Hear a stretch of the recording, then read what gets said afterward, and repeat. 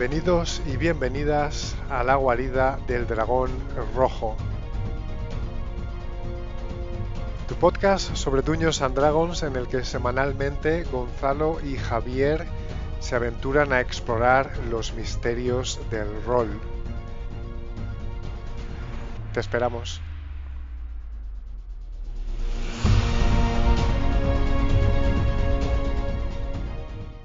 Bienvenidos y bienvenidas a la guarida del dragón rojo, vuestro podcast semanal sobre todo lo que tiene que ver con Dungeons and Dragons y el mundo de los juegos de rol. Empezamos este podcast con muchas ganas y creo que es un buen momento para que conozcáis a los que estamos detrás de este proyecto. Me llamo Gonzalo, trabajo en marketing digital y me encanta escuchar podcasts sobre historia, los mundos de fantasía como El Señor de los Anillos, Juego de Tronos o Harry Potter, la pizza hawaiana y hacer rodar los dados con mis amigos mientras juego a Dungeons and Dragons. Y conmigo tengo a uno de mis mejores y más antiguos amigos, Javier. ¿Por qué no te presentas a la audiencia y nos cuentas algo más sobre ti? Bueno, bienvenidos y bienvenidas a la guarida del dragón rojo.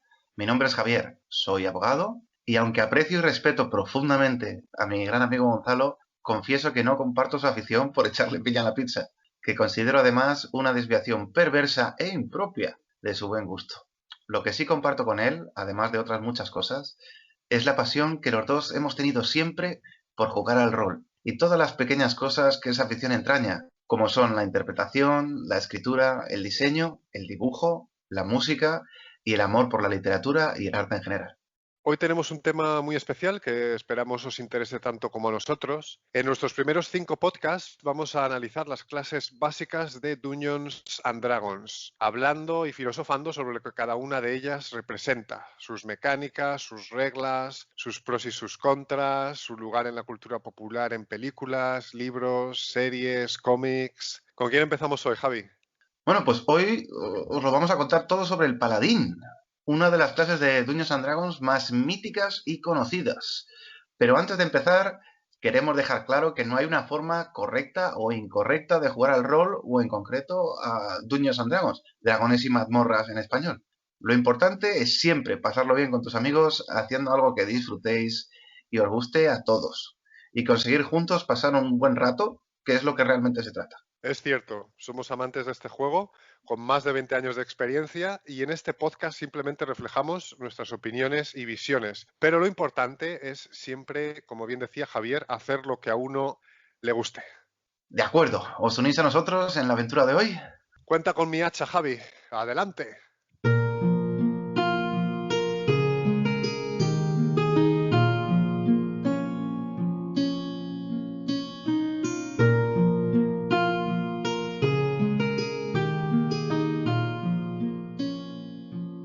Vamos a empezar por el principio. ¿Qué es un paladín? Si quisiéramos reducir el paladín a su esencia, podríamos decir que el paladín es un guerrero sagrado. Guerrero porque utiliza las armas para defender un alto concepto moral del bien y sagrado porque está en contacto con una deidad. Y es este aspecto el que define al paladín y lo diferencia de otros guerreros como soldados o caballeros. Esta deidad o Dios, a cambio de que el paladín defienda sus valores morales y acabe con las fuerzas de la oscuridad, le otorga poderes divinos, sobrenaturales, que le ayudarán en la batalla. Por lo tanto, como veremos más adelante, el paladín combina un vigoroso uso de las armas con la capacidad de lanzar hechizos e invocar la fuerza divina del dios al que sirve.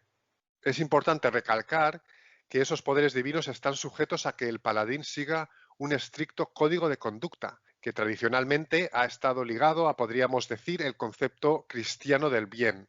Sacrificarse por los demás, defender a los débiles, decir siempre la verdad, nunca cometer actos malvados ni asociarse con nadie, digamos, de dudosa reputación, siempre enfrentarse a sus enemigos de frente, ¿no? Incluso dándoles la oportunidad de defenderse para que el combate sea justo. Si el paladín no cumple con este código de conducta, dejaría de ser digno de usar los poderes del dios al que sirve. Javi va a contarnos más sobre de dónde viene este arquetipo clase. La imagen del caballero de brillante armadura, que hace lo correcto y triunfa en su lucha contra el mal en Occidente, es, como ya intuís, muy antigua. Pero, ¿de dónde viene una palabra tan curiosa como paladín?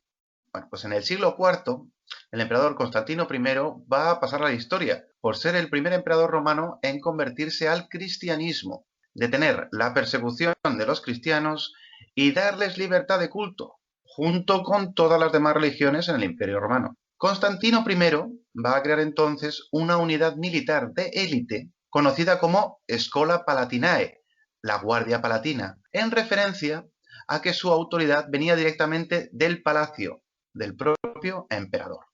La figura del paladín va a cobrar vida en la Edad Media, que va de los siglos V al XV. Partiendo del relato de batallas por parte de cronistas de la época medieval, aparecen los llamados cantares de gesta.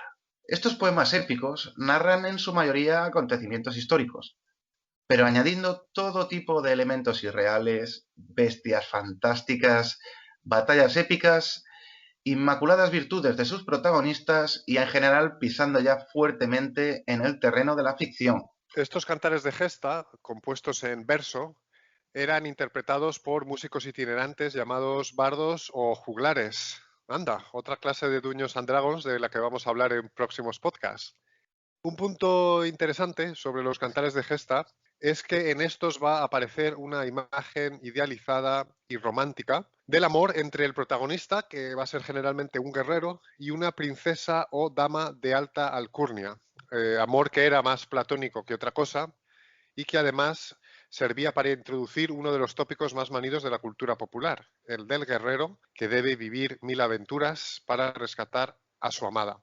Esta idea viene de la leyenda de San Jorge, un soldado romano que vivió en el siglo III y que, según la leyenda, de nuevo, se enfrentó a un malvado dragón. Este dragón exigía un sacrificio humano una vez al año de un pueblo cercano al que aterrorizaba.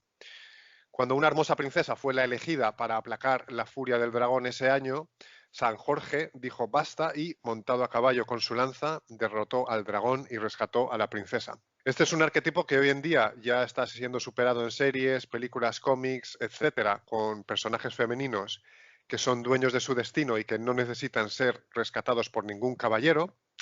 Pero es interesante saber que todo esto viene de la leyenda de San Jorge, que además es un santo bastante importante en el canon católico religioso. Perdona la digresión. Adelante, Javi, sigue con lo que estabas diciendo, que es muy interesante. Bueno, muchas gracias, Gonza. Sé que ahora esto parece una lección de historia y no un podcast sobre dragones y mazmorras, pero os pido que, por favor, sigáis escuchando un poco más, porque os aseguro que os vais a sorprender con esto. De estos poemas épicos, de entre estos cantares de gesta, destaca, entre otros, la obra francesa conocida como La canción de Roldán. En francés original, La chanson de Roldán. Perdonad la pronunciación en francés. Este poema, aparecido en el siglo XI, narra las aventuras de un abnegado guerrero de brillante armadura llamado Roldán, que es un lugarteniente y sobrino además en la ficción del emperador franco Carlomagno. Cuenta también su heroica muerte y la posterior venganza de sus amigos y su emperador contra el caballero que lo traicionó, un tal Ganelón. No falta en la historia ni siquiera una espada de propiedades místicas llamada Durandarte y un cuerno para llamar aliados a grandes distancias llamado Olifante. Eso, Gonzalo, son mínimo objetos +3 por cómo se describe. Muertes heroicas, espadas mágicas, cuernos épicos. Todo esto me suena. Y es que la canción de Roldán, me niego a pronunciarlo en francés, se convirtió en un auténtico hit en la Edad Media y su influencia ha sido impresionante a lo largo de la historia. Por cierto que en los cantares de gesta la palabra paladín va a reaparecer con fuerza. Javi nos ha comentado que viene de la Guardia Palatina del emperador Constantino I. Y en los cantares de gesta esto se va a retomar, específicamente los cantares de gesta franceses, en los que los paladines eran legendarios guardianes de Carlomagno, al que Javi ha mencionado, que fue un rey franco que vivió en el siglo VIII, en lo que hoy sería Francia. Bueno, y ahora vamos a pegar un salto enorme y desplazarnos 10 siglos en el futuro. Y vamos a aterrizar en el año 1953. En este año, el autor americano Paul Anderson publica su libro 3 corazones y 3 leones. Vamos a hacer un resumen muy breve. Bueno, en la historia, durante la Segunda Guerra Mundial, luchando contra los nazis, un soldado aliado cruza por accidente un portal espacio-temporal y acaba en una versión alternativa de la Edad Media europea, luchando contra el mal con armadura, caballo, espada y todo el equipo. Bien, en esta novela el autor mezcla básicamente toda la tradición del género literario de caballerías y de espada y brujería desde el siglo XI hasta ese momento. Desde el Cartal de Roldán, pasando por las leyendas y romances artúricos, mitología alemana y la magia clásica. No falta un mitificado Carlomagno como emperador del bien en la historia. Y hay brujas, todo tipo de monstruos fantásticos, aventuras, virtuosismo y lucha contra las fuerzas del mal a tutiplén. El propio Gary Gygax, que es el creador de Dragones y Mazmorras, cita este libro, Tres corazones y tres leones, como inspiración directa para la creación de la clase del paladín. Wow, te veo on fire hoy, Javi, con el tema de la historia. Ahora que ya sabemos de dónde viene la figura del paladín como guerrero idealizado, virtuoso y defensor del bien, ¿qué te parece si hacemos un repaso a cómo esta clase ha ido evolucionando a lo largo de las ediciones de Dungeons and Dragons? Ok, bueno.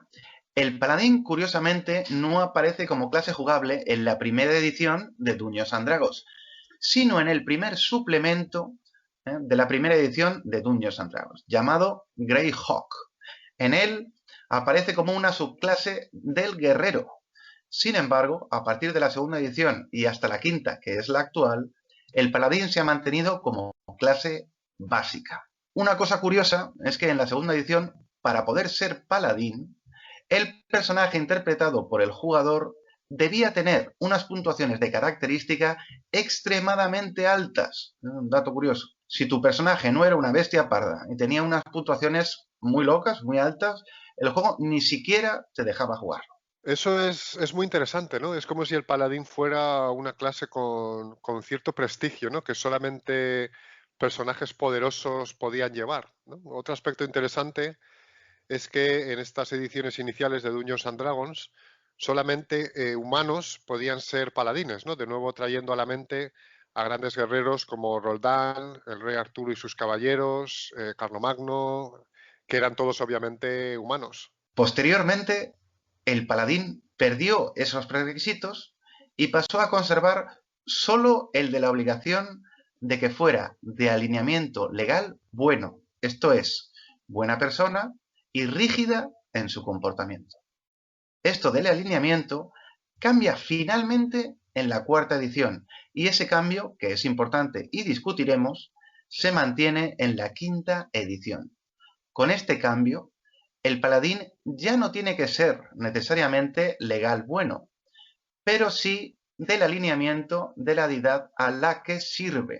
Hemos llegado así al paladín moderno, al que podéis encontrar a día de hoy en las estanterías de vuestra librería especializada más cercana.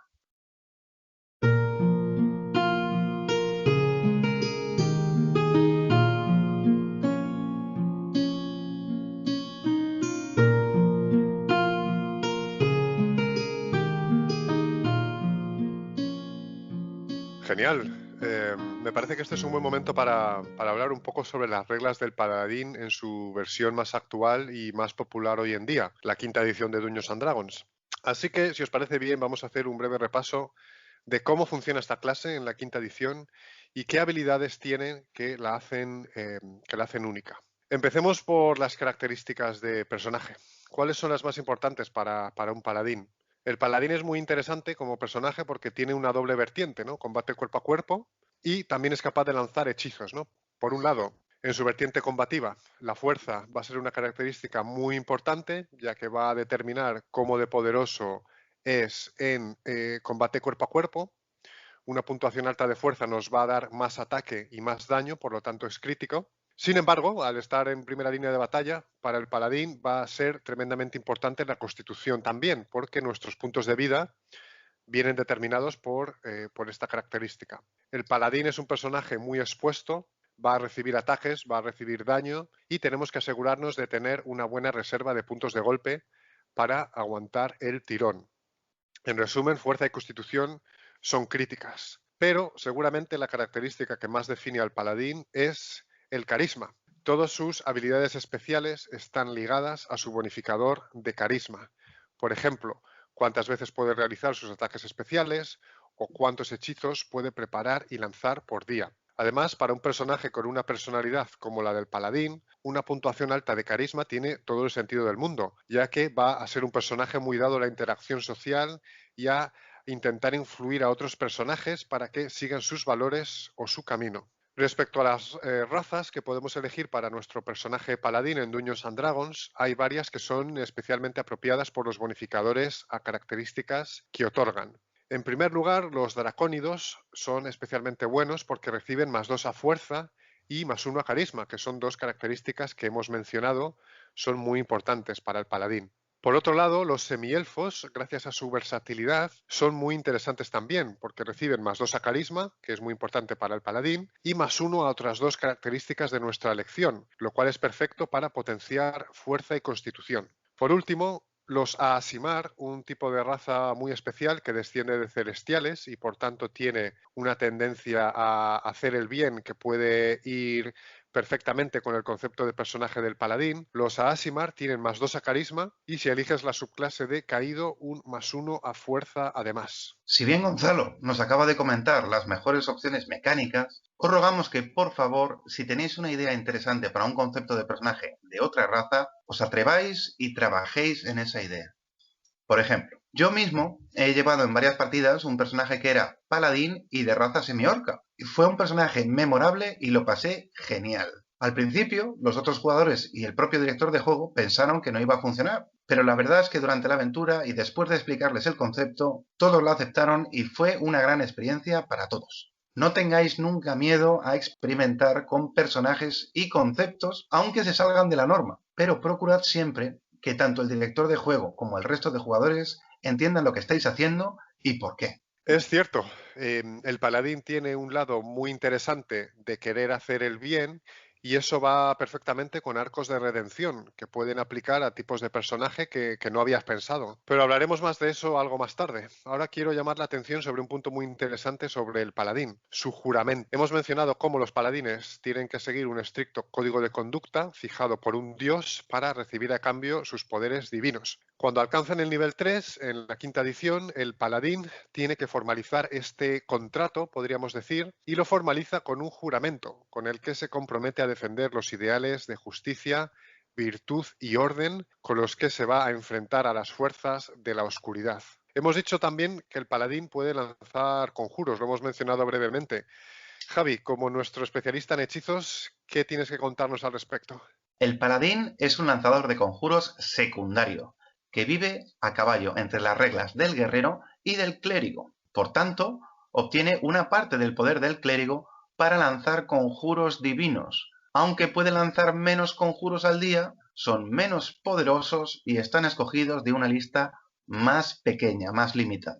Una de las características más famosas del paladín es su capacidad para utilizar la habilidad Smite, en inglés, traducida como castigar al mal en español. Básicamente, el paladín tiene un número de cargas que se renuevan diariamente, con las que puede efectuar ataques más poderosos contra sus enemigos. En ediciones anteriores era necesario que los enemigos fueran malignos para que esta habilidad funcionase, pero con la llegada de la cuarta edición en adelante, ese requisito se ha ido diluyendo y cualquier enemigo o transeúnte mínimamente contrario al dios al que servimos o que se interponga en el camino del paladín puede disfrutar ya de ese ataque especial. Tradicionalmente, también el paladín cuenta con una especie de sexto sentido para detectar la procedencia o el lugar de criaturas malignas en un área determinada. Es una especie de sonar del mal. Es parecida a la experiencia de cuando tu madre viene a tu casa de visita y detecta todo lo que no has limpiado o está desordenado, pero detectando la presencia además de seres malignos o los restos de sus fechorías. Personalmente siempre me ha parecido muy chulo el hechizo de bendecir, simplemente por añadir un punto rápido a lo que has comentado, Javi. Básicamente el paladín, arroja agua bendita sobre 3 aliados que durante 1 minuto van a poder añadir un dado de 4 a sus tiradas de ataque y salvación gracias a la intercesión divina del paladín. Es uno de los hechizos más usados por los jugadores que llevan paladines y le da una ventaja tremenda al grupo. Eso sí, el paladín tiene que mantener la concentración para que se mantenga el efecto, así que cuidado con recibir toñas en combate cuerpo a cuerpo cuando estás lanzando este hechizo.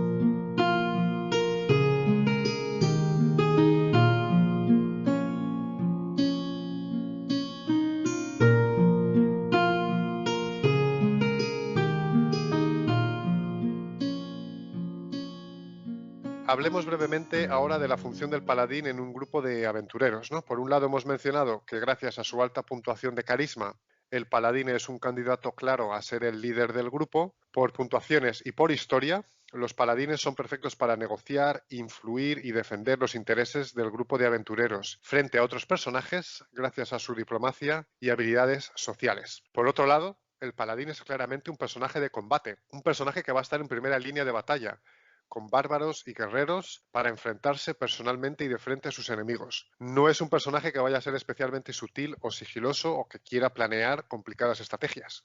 En este sentido, el paladín es famoso por ayudar a sus aliados en el combate. Prácticamente en todas las ediciones, su presencia en el campo de batalla tiene la capacidad de eliminar o suavizar al menos los efectos del miedo en sus aliados y hacer descender sobre ellos varios tipos de bendiciones, sobre todo de protección. Además, y esto es muy importante, el paladín tiene la capacidad de curar una cantidad moderada de puntos de daño a sus compañeros. Esta capacidad de curación no es tan alta como la que pueda ofrecer un clérigo, pero sí lo suficientemente relevante como para convertirlo en tu mejor amigo cuando finalmente aparecen las espadas y empieza el combate. Pasemos ahora a hablar de la interpretación y los conceptos de personaje. En ese sentido es muy importante el alineamiento del personaje, ya que en el caso del paladín esto va a marcar todo su comportamiento y decisiones. Tradicionalmente el paladín ha sido legal bueno, como hemos mencionado, que quiere decir que seguía un estricto código de normas con el objetivo final de hacer el bien y ayudar a otros. Esto, que antes era un prerequisito, ahora es mucho más flexible, ya que los jugadores van a poder elegir, ahora desde la 4ª edición de Dungeons and Dragons, que su paladín tenga el mismo alineamiento que la deidad a la que siguen. No necesariamente ya tienen que ser legales buenos, aunque muchos jugadores siguen eligiendo al paladín por los valores tradicionales de abnegación y sacrificio que han sido asociados históricamente con esta figura. Yo a veces personalmente me pregunto si realmente tiene gracia escoger un paladín y no ser legal bueno. Si buscamos un personaje que sea caótico o neutral y que nos dé más libertad de acción, bueno, tenemos otras figuras como la del guerrero, que es mucho más flexible que el paladín, o la del bárbaro. En mi opinión, el paladín clásico legal bueno es un gran desafío para cualquier jugador, pero también para los otros jugadores y también para el director de juego, ¿no, Javi? Pues sí, la figura del paladín ha sido siempre criticada por una parte importante de los jugadores de Dungeons and Dragons y también de muchos directores de juego. Esto es así porque se puede asociar la actitud paladinesca con un tipo de comportamiento bien intencionado, pero a menudo intransigente, poco flexible y poco dado a colaborar, y otras veces ya directamente estúpido o corto de miras. ¿Y por qué es esto? Bueno, primero vemos que el alineamiento, la brújula moral básica del personaje en Dungeons and Dragons, está dividida en base a dos ejes: el bien y el mal arriba y abajo, y la legalidad y el caos a los lados, con la neutralidad en el centro de ambos ejes. La mayoría de los jugadores no suelen tener problemas con los ejes del bien y del mal, esperemos, pero con el tema de los extremos legal y caótico, la historia es otra. En mi experiencia, la amplia mayoría de jugadores y directores de juego identifica el eje de la legalidad directamente con la intransigencia y el eje del caos con poco menos que la esquizofrenia. Esto quiere decir que, tomado de forma literal, tu personaje en su camino para cumplir los designios del bien, o ya sea del mal, o sus propios intereses en caso de la neutralidad, es o un intransigente si es legal, o un nihilista si elige ser neutral, o un psicópata esquizoide si elige el caos. Ahora bien, antes de criticar a las reglas de alineamiento del juego por ser simplistas y estar llenas de lagunas, debemos recordar que estas reglas están diseñadas con la sencillez, la velocidad y la eficacia en mente en el diseño de nuestro personaje. no con los delicados matices que luego podemos encontrar y encontraremos en la práctica jugando e interpretando a nuestro personaje. El alineamiento, en nuestra opinión, debe ser, por tanto, un indicador de una visión del mundo muy general y nunca un set de reglas estrictas de comportamiento. Explicando esto ahora, nos va quedando ya un poco más claro por qué los paladines han sido siempre objeto de críticas y burlas, dado que una interpretación literal, que es la más común, de su alineamiento nos daba como resultado un personaje de naturaleza buena, pero un personaje tozudo, intransigente y a menudo incluso violento, con el que era difícil tratar o llegar a acuerdos, incluso cuando el resto de los personajes de su grupo perseguían los mismos fines. Asimismo, no solo los jugadores, a veces también el director de juego utilizaba esa rectitud extrema de los paladines para poner a sus jugadores en situaciones morales imposibles y posteriormente castigar a esos jugadores que interpretaban al paladín independientemente de qué curso de acción tomaran. Nuestra recomendación es siempre que el jugador que elige llevar un paladín hable con el director de juego en primer lugar, que es el que va a encargarse de encajar a ese personaje en una historia compartida con otros jugadores. Obviamente, si en el grupo de juego hay 3 pícaros caótico neutrales, meter a un paladín va a ocasionar sin duda dolores de cabeza. El contexto de la partida y el juego es por tanto clave, ¿no? Creemos que en Dungeons and Dragons es muy importante siempre ser capaz de dialogar y de llegar a acuerdos para que todos los que participen lo pasen bien. Y en el caso de personajes con alineamientos restrictivos como el paladín, es posible con un poco de paciencia y de mano izquierda llevar un personaje legal bueno como este paladín y que esto no ocasione problemas con otros jugadores. Pero para ello es crítico que todos colaboren y tengan empatía para fomentar los matices de cada personaje sin que eso afecte la diversión del resto. Es un trabajo en equipo y para que cualquier personaje brille se necesita la colaboración de todos. De esto tú sabes algo, ¿no, Javi? Creo que la clase del paladín tiene un lugar especial en tu corazoncito. Pues sí, aunque no fue mi primer personaje en el primer juego de rol que yo jugué, la de Paladín fue la primera clase de personaje que me hice yo en la primera partida de Dungeons and Dragons que jugué. Y os voy a contar un poco más de aquel personaje por si os puede servir de ejemplo o inspiración. Bueno, el nombre del personaje era Corben Blacksmith, o Corben el Herrero. Era un guerrero divino, con grandes habilidades en la forja y la verdad es que le tengo muchísimo cariño. En la creación de este personaje yo cometí cada uno de los errores que se pueden cometer en la creación de un personaje. Corben era bien intencionado, pero era intransigente. Tenía una historia genérica, se comportaba a menudo de forma robótica y confundía, pienso que siempre, el valor con la temeridad, lanzándose a por el enemigo a la menor provocación y viendo en general el mundo en blanco y negro. Era un personaje simplista y ramplón y lleno de defectos, pero también es ahora para mí un recuerdo bonito de una época más sencilla de nuestras vidas, cuando a nuestros ojos las diferencias entre buenos y malos estaban siempre claras, nuestros objetivos eran siempre desinteresados y al final siempre ganaban los buenos. Es imposible no sentir nostalgia al pronunciar estas palabras. Que en paz descanse junto a su Dios, el gran Corben Blacksmith, siervo leal de Paladine, y que tenga piedad de nosotros, pobres jugadores, cuando no resultemos tan admirables y rectos en nuestras batallas como lo fue él.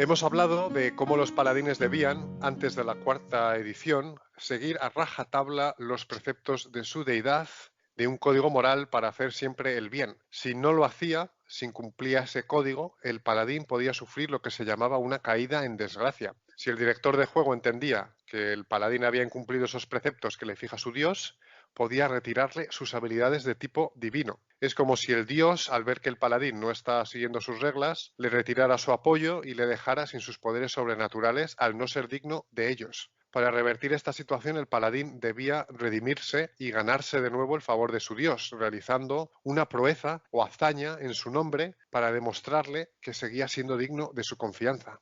Suponemos que la intención de esta regla era darle al director de juego una herramienta en caso de que el personaje del paladín se dedicara a hacer el mal, cometiera actos de especial vileza o llevara a cabo acciones absurdas o que rompieran la dinámica del juego. Esa es la teoría. En la práctica, suponía la existencia de una espada de Damocles sobre el personaje en todo momento, que se veía forzado a actuar dentro de unos límites muy estrechos si quería conservar sus poderes. Y esta situación era aprovechada por el director de juego en muchas ocasiones para castigar sin motivo al jugador, enfrentándole a decisiones morales irresolubles que acababan siempre en la caída en desgracia del paladín sin importar lo que el jugador hiciera. Esto cambia en las ediciones cuarta y quinta de Dungeons and Dragons. Ahora, al paladín no puede serle arrebatado sus poderes, incluso aunque incumpla las normas de su deidad. ¿Es este un cambio positivo? Bueno, pues en principio sí y no, pero al final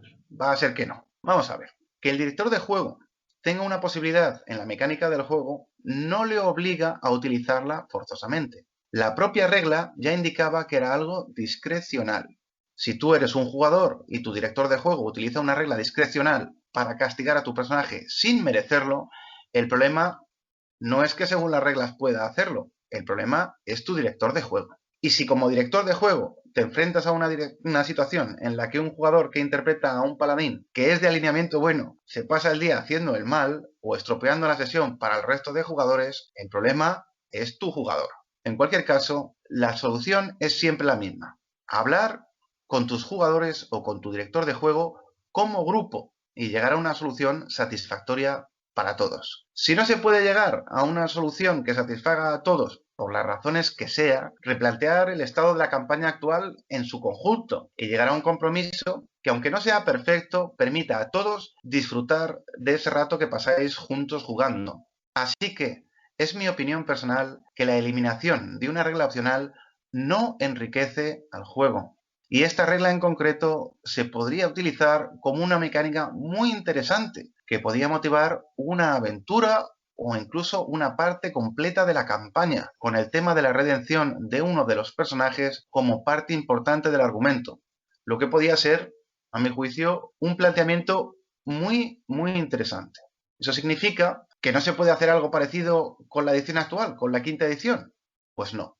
Da igual la edición que juegues. Cualquier regla puede ser cambiada o creada para la ocasión. Si deseas explorar el tema de la caída en desgracia y la redención, coméntaselo a tu director de juego y llegad juntos a una conclusión satisfactoria. Puede ser una copia similar a cómo funcionaba en la tercera edición o algo completamente nuevo. Lo importante es disfrutar del tiempo juntos y crear una historia con la que todos os sintáis satisfechos.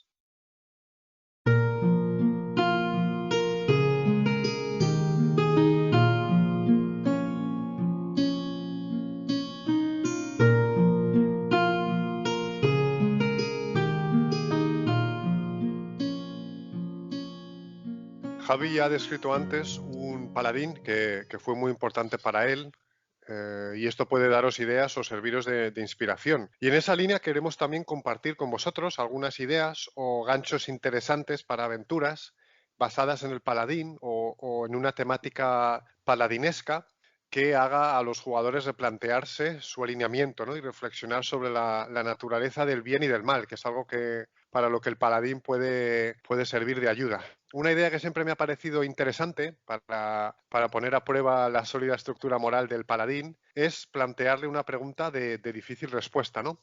Por ejemplo, ¿qué haría mi paladín si un familiar cercano hiciera el mal y tuviera que ser detenido? ¿Podría mi personaje aplicar los mismos preceptos morales intransigentes a gente que quiere y valora o que ha sido importante para él? ¿Intentaría apartar a esa persona que está haciendo el mal del camino equivocado o directamente castigarla? Imaginemos que el grupo de aventureros descubre que una banda de mercenarios ha estado sembrando el caos en una zona rural, alejada de grandes ciudades. El grupo decide hacer algo al respecto y enfrentarse a esos mercenarios. Imaginaos que el paladín descubre en un momento clave de la aventura que el líder de la banda de mercenarios es su hermano, quien lo cuidó y ayudó cuando eran niños. ¡Wow! ¿Qué haría ese personaje? ¿Qué haríamos cualquiera de nosotros, no? Este es el tipo de preguntas que me interesan. Por mi parte, me gusta mucho como idea la muerte de un paladín como lo que impulsa el inicio de la historia. Dejad que me explique. Este paladín sería un personaje no jugador, muy conocido en el escenario en el que la aventura se está desarrollando, y alguien además de quien hablen las historias y las canciones. Es interesante porque la aventura se inicia con un evento al que por una razón u otra asisten los personajes. Un punto de encuentro, que puede ser, por ejemplo, el entierro de este paladín. También esta opción nos regala la posibilidad de tener un villano peligroso desde el primer momento. Alguien ha matado al paladín y el paladín era poderoso. Luego, el antagonista de esta historia ya está integrado en la acción. Completar la misión que estaba intentando conseguir el paladín nos proporcionará recursos maravillosos para crear una historia con un nexo común y nos permitirá también al grupo de jugadores apuntarlo en una dirección muy concreta. Otra idea interesante es que un paladín, de nuevo un personaje no jugador, conocido en el escenario de campaña, una autoridad, requiera la ayuda de los jugadores para derrotar a un enemigo muy poderoso, que no puede derrotar él solo. Esto obligaría a los personajes a irse de aventuras con un paladín, a tener que colaborar con ese paladín y a tener un diálogo de ideas y acciones con él o ella. Si os apetece algo más Lovecraftiano, se me ocurre lo siguiente, como idea. Un grupo de paladines famosos han desaparecido sin dejar rastro, mientras investigaban las ruinas de una civilización antigua. Esa civilización antigua se rumorea que veneraba a dioses oscuros y en tiempos remotos fue poderosa y terrible. Los jugadores, a cambio de una recompensa o porque esos paladines significaban algo para ellos, deben explorar esas ruinas antiguas para encontrar a los desaparecidos, enfrentándose a todo tipo de criaturas de la oscuridad en el proceso. Es interesante ver a los paladines como defensores del bien, que en ocasiones, en vez de enfrentarse a las fuerzas del mal, pueden ser el azote de gobernantes ineficientes o injustos. Y obviamente esos gobernantes no se lo van a tomar a la ligera y van a intentar eliminar al paladín. Un poco como si el paladín fuera su enemigo político, una voz a la que silenciar, porque esta voz de alguna manera apunta o descubre pues, sus ineficiencias y sus prácticas corruptas. En ese sentido, una idea interesante que puede virar más hacia lo político es la siguiente. Un paladín famoso ha sido capturado y va a ser ejecutado en público por un rey corrupto el día del solsticio de invierno. Los personajes jugadores deben dirigirse a la ciudad-estado donde gobierna ese rey corrupto para rescatar al paladín antes de que sea ejecutado. Esta es una idea interesante.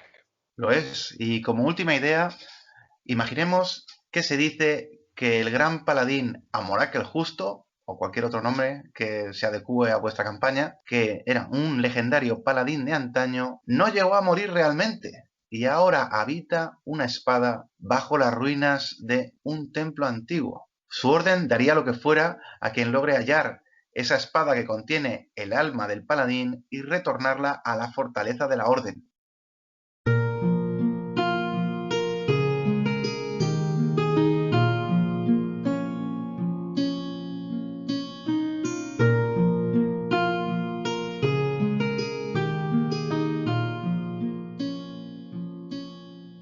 Hemos mencionado al principio del programa que la figura del paladín viene de los cantares de gesta, muy populares en la Edad Media, y que su influencia en la cultura popular ha sido crítica.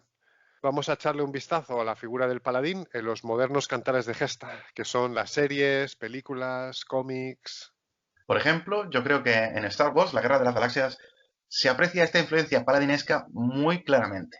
Básicamente, los Jedi, con Luke Skywalker a la cabeza, son guerreros honorables que combaten con espada por el ideal del bien.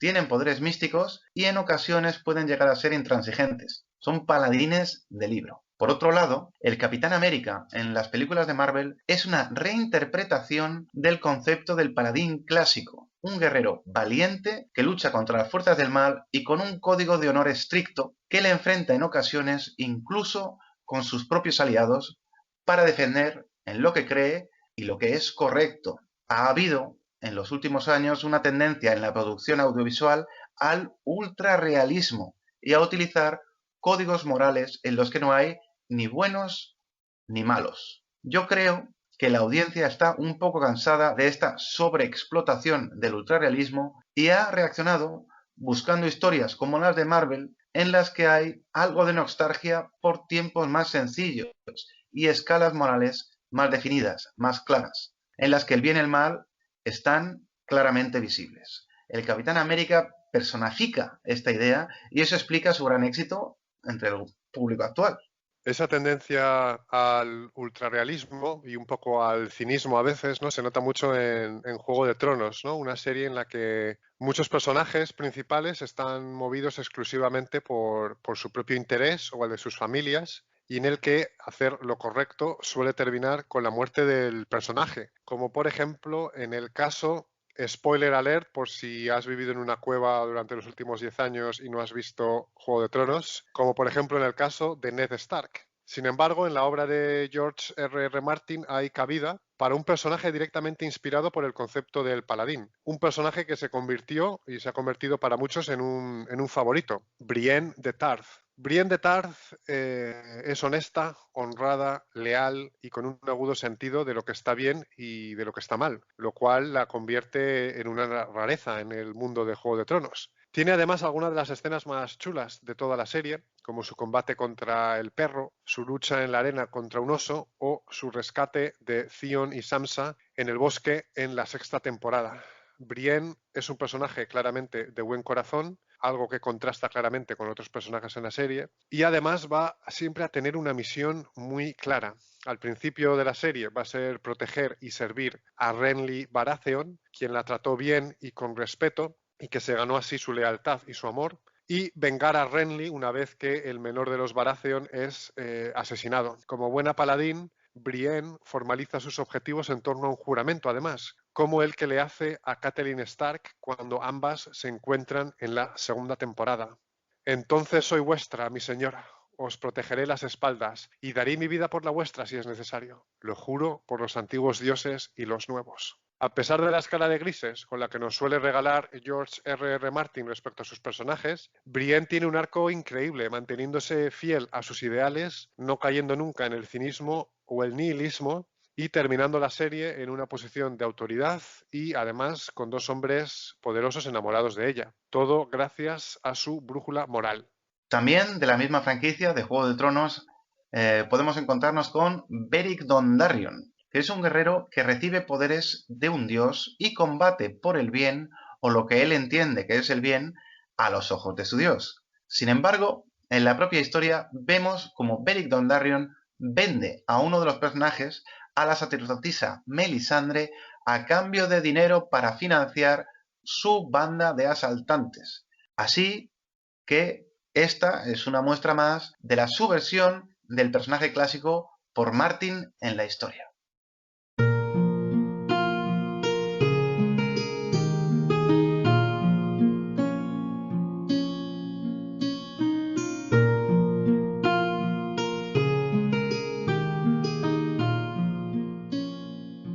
Y con esto vamos llegando al final del programa de hoy. Nuestros oyentes quizás se están preguntando, ¿es el paladín para mí? Vamos a resumir los pros y los contras de esta clase brevemente antes de terminar el programa de hoy. ¿Cuáles son los pros o las ventajas de jugar con un paladín? En primer lugar, es una clase muy versátil, te deja luchar casi como un guerrero y lanzar hechizos divinos casi como un clérigo. En ese sentido, muchas de sus habilidades son únicas en Dungeons and Dragons, como por ejemplo castigar el mal, de la que Javi nos hablaba antes, que te permite realizar un ataque muy poderoso invocando la fuerza de tu dios. Es un personaje que funciona bien como líder de un grupo de aventureros por sus habilidades sociales y de carisma, y además es un auténtico clásico que millones de jugadores de Dungeons and Dragons han disfrutado a lo largo de la historia y que casi se asocia al juego en sí, en la mentalidad popular. Es, por así decirlo, un icono del rol. Es un tipo de personaje relativamente sencillo de llevar, pero que, como hemos discutido, puede dar lugar a matices inesperados en manos de un grupo de juego comprometido. Voy a adoptar la posición contraria a Gonzalo y os vamos a comentar cuáles son las posibles desventajas de jugar con un paladín. Gonzalo ha mencionado que la versatilidad es uno de sus pros, pero ¿es el paladín demasiado versátil? Está a caballo entre el guerrero y el clérigo, pero no es tan bueno como ninguno de los dos en sus respectivos ámbitos. Por otro lado, como líder puede encontrarse con problemas con las habilidades sociales en dragones y mazmorras, dependiendo de las elecciones del personaje, el grupo y las decisiones del director de juego. ¿Cómo de importantes son las habilidades sociales en tu grupo? Es una pregunta interesante. Si deseas interpretar a un paladín clásico y luchar por el bien de forma rigurosa, tu interpretación puede chocar con la de otros personajes menos honorables y provocar discusiones en el juego y la pérdida de horas de juego o de la calidad de esas horas, obligando a separar el grupo o a dejar fuera de las tramas de la aventura a uno o varios de los personajes. Esto le ha dado al paladín una cierta mala fama como clase. Bueno, hemos visto los pros y los contras. En definitiva, Javi, ¿cuál es el veredicto? Bueno, yo lo recomiendo encarecidamente. Si nunca has llevado un paladín, dale una oportunidad que no te vas a arrepentir. Estoy de acuerdo. El paladín es una oportunidad única para experimentar una visión clásica del rol, enfrentándote a enemigos del bien en primera línea de batalla y utilizando el poder de una deidad para castigar a tus enemigos y para bufear a tus aliados. Bueno, pues con esto termina nuestro episodio de hoy de la guarida del dragón rojo. Esperamos que hayáis disfrutado escuchándolo, tanto como nosotros hemos disfrutado grabándolo para todos vosotros.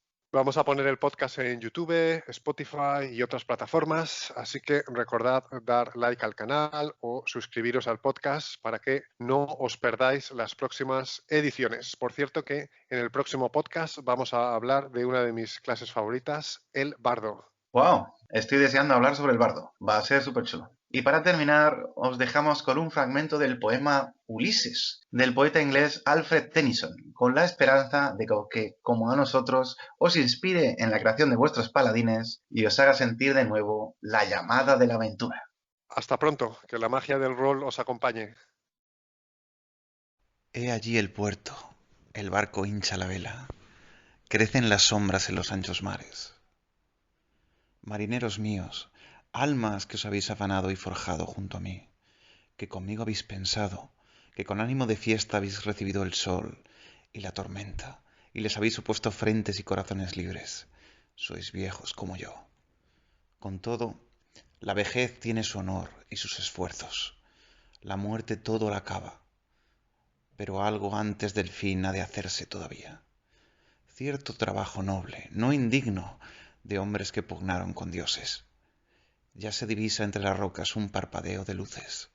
Se apaga el largo día, sube lenta la luna, el hondo mar gime con mil voces.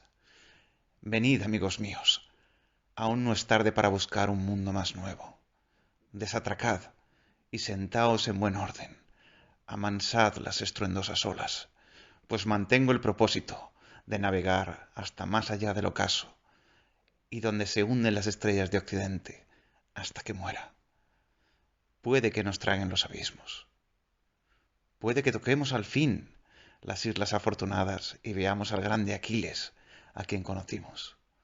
Aunque mucho se ha gastado, mucho queda aún. Y si bien no tenemos ahora la fuerza que en los viejos tiempos movía tierra y cielo, somos lo que somos, corazones heroicos de parejo temple, debilitados por el tiempo y el destino, más fuertes en voluntad para esforzarse, buscar, encontrar y no rendirse.